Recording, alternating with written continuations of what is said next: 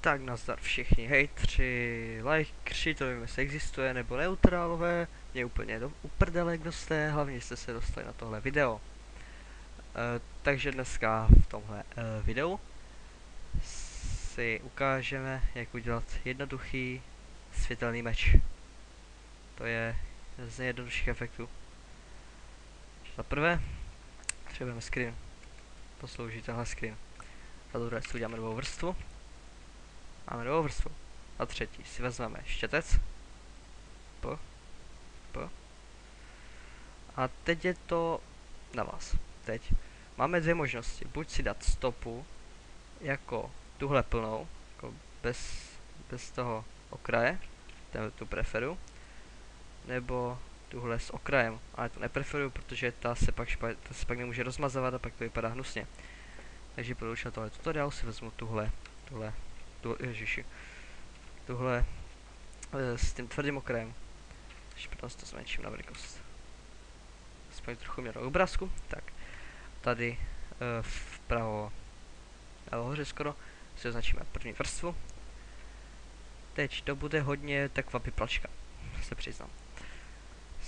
Jádro toho meče je bílý, takže potřebujeme bílý střed, myslím, že ne, 10, jo. Takže teď je tady zase víc možností, jak udělat rovnou čaru, ale já to udělám takhle. Za první kliknu si, dávím tlačítkem, držím shift, to mu udělat rovnou čáru.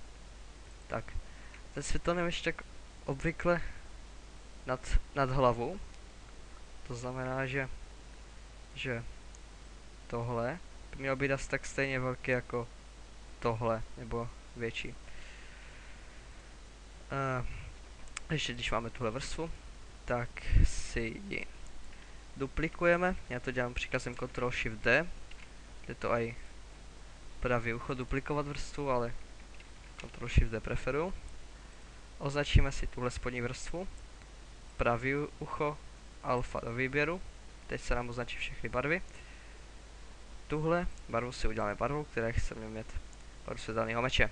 Já si udělám třeba zelenou, nemám zelenou, nesnažím, žádnou barvu nevadí. Tak, tuhle spodní vrstvu uděláme zelenou. By bylo vidět, že je opravdu zelená. Takže to můžu takhle přetahovat. Tak jo, teď si tuhle zelenou vrstvu duplikujeme příkazem Ctrl+Shift+D, z Ctrl+Shift+Duplicate, v podstatě. Ctrl+Shift+A, aby jsme oddali pryč všechno označení. Teď si označíme třeba tuhle vrstvu, dáme filtry, rozmazat kausovské rozostření a nevím, kde to je. Já preferuji tak 30 na první vrstvu, která bude úplně dole. To je 30. To si dáme dolů. A tuhle druhou vrstvu si dám na trochu méně. Třeba na 15. Tak, teď to vypadá takhle. Když to překryju tímhle, tak tím středem tak vypadá, že je bílej střed se zeleným okrajem, jako můžeme si s tímhle třeba hrát, že si aj tu, když tohle ne, že si sakra. Takže tohle neuděláme, tohle je fail. No, můžete si experimentovat, ale já tohle dělat nebudu. Že si tuhle bílou vrstvu rozmažeme ještě jednou gaussovským rozostřením, jenom mírně. Třeba na 10. To není zrovna dokrát mírně.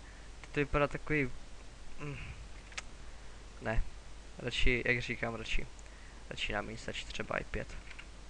Jo. Ale to vypadá hnusně, já to nechám. Takhle. Tak, teď si potřebujeme tyhle 3 vrstvy sloučit. To se dá dělat tady sloučit viditelné vrstvy, ale to se pak nasede celý obrazek a já odpovím. Dobře. Tak jo. Zase zním jak Batman. Ještě uděláme to horší cestou, neříkám, že je horší, ale složitější, že dáme pravý ucho na vrstvu, sloučit dolů a to uděláme s každou, dokud nám nezbyde tohle pozadí a ta vrstva světelným mečem. Teď to bude ta největší sračka. Teď jde o natočení té čeple, nebo jak se tomu říká. Já to dělám, takže se vezmu otáčení, kliknu na to a prostě otáčím, než se mi to pozdává.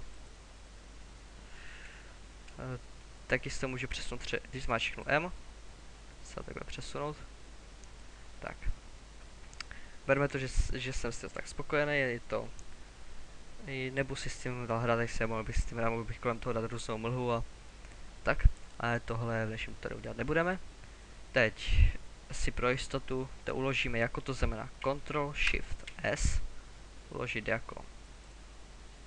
To připonu XF tam musíme nechat, jestli to chceme pro pozdější úpravu, ale i tak. Třeba ls P1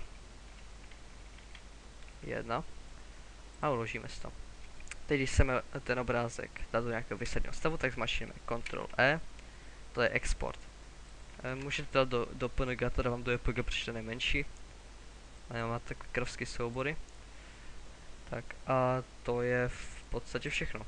Teď si můžeme otevřít ten obrázek.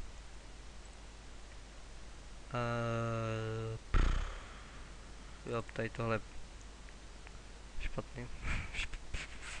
Jsem čas počít výjimku, tady tohle je jenom jedno extrakt, jsem dělal z nudy.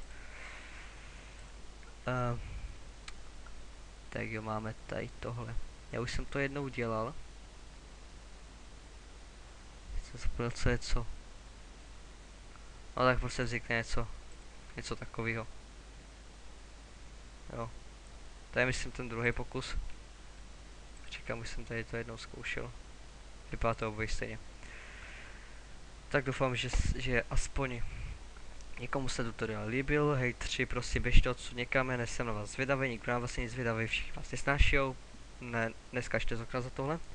A příště na zdar uvidíme se u dalšího tutoriálu.